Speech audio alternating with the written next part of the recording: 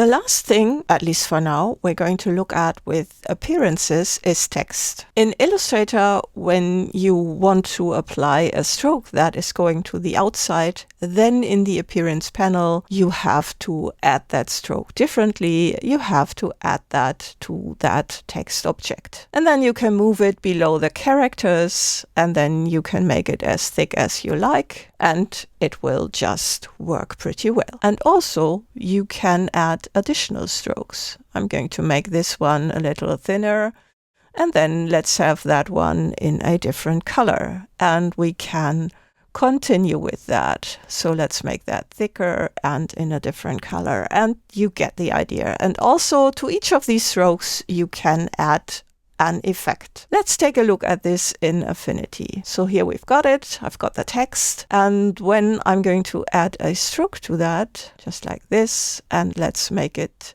thicker, then you see that this stroke eats into that text, which can be solved easily by setting it to the outside, and then it's okay. But as you can see here, it's actually not okay because the stroke is still eating into the previous letter. So that is something you could solve easily if you would be able to drag the stroke below the fill, but that is not possible. Also, you cannot add additional strokes to this object. Now, you could assume that maybe if you group that, then you can solve it. So let's first set this stroke to none, and then let's just group this.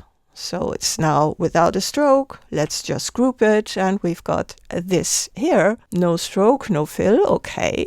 Let's have a stroke here, and then let's make that stroke thicker. You see again it eats, so we can set it to the outside, but Affinity still notices that this is text and we cannot add additional strokes, so that will not work. And also adding multiple strokes around the text, if you want that, doesn't work either.